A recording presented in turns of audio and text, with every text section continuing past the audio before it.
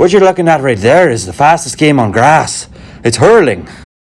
Hurling is an ancient stick and ball game from Ireland, a unique mix of field hockey, handball, baseball, football, soccer and lacrosse. Using a stick called a hurley, players must get the ball, called a sliotar, across the playing field to score a goal in the net.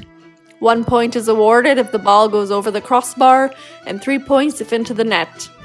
Highest points at the end of the game wins.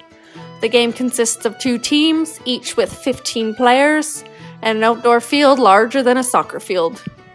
A typical hurling game is 60 minutes, divided into 2 30-minute halves.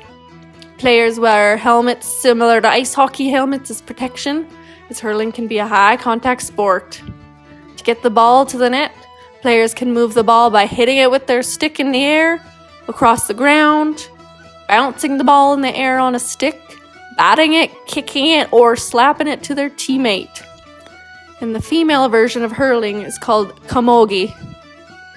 As hurling is played outdoors, players must be prepared for any kind of weather conditions, and athletes must train for running endurance, strength, for hitting and kicking, and stability.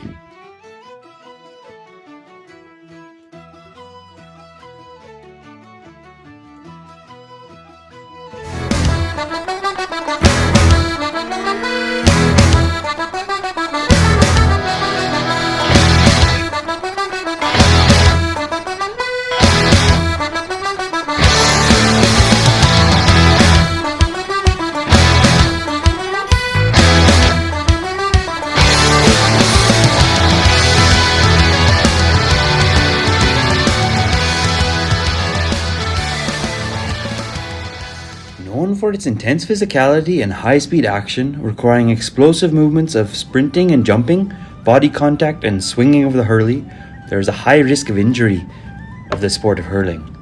These include strains, sprains, fractures and concussions. A 1996 report from an Irish emergency department recorded that 41% of sporting injuries were from hurling. The most common injuries reported in this study were head, eye and hand injuries. Serious head, facial and eye injuries from hurling have been recorded to cause permanent visual damages. A 2010 rule change for the mandatory helmets has significantly reduced the amount of head injuries incurred. A 5-year epidemiological study conducted in 2007 to 2011 looked at the incidence and causes of injuries in 856 elite male athletes from 25 teams competing in the GAA.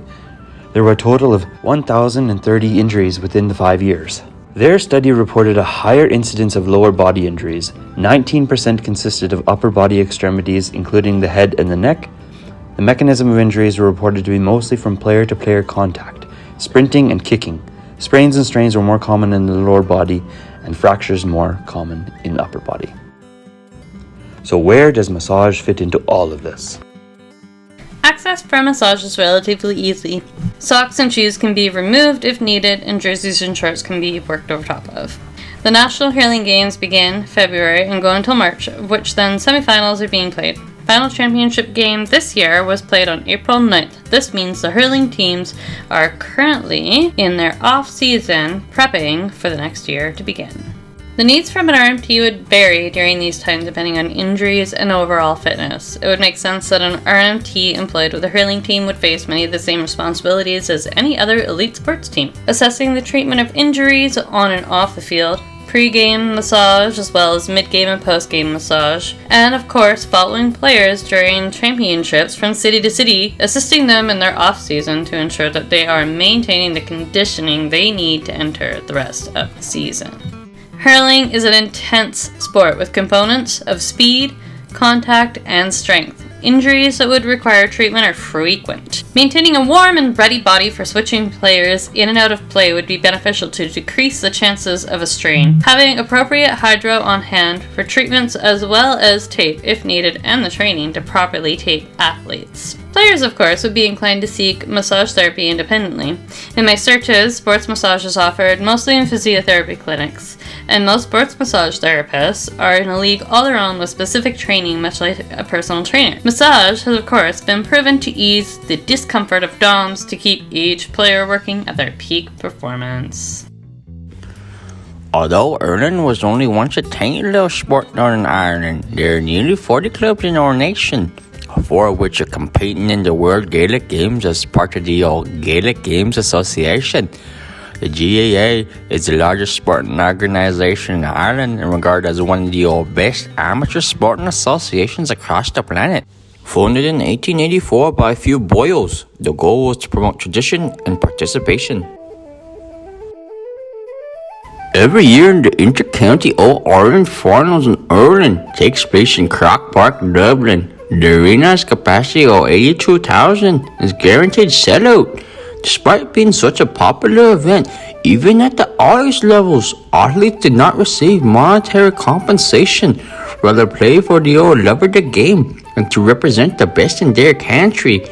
In Canada, hurling is regulated under the Canadian Gaelic Athletic Association, which is an officially recognized governing body. In Ireland, to join the Irish Massage Therapy Association, it requires members to have your minimum level of qualifications and foundational coursework, covering 300 plus hours of therapies and 100 plus hours of anatomy and physiology.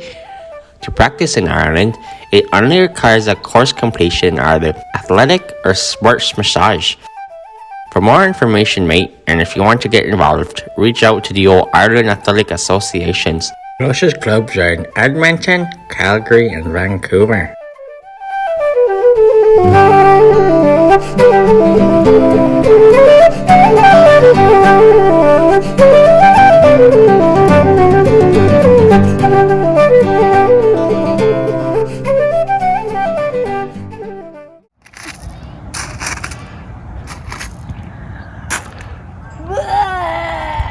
Not that kind of hurling, mate.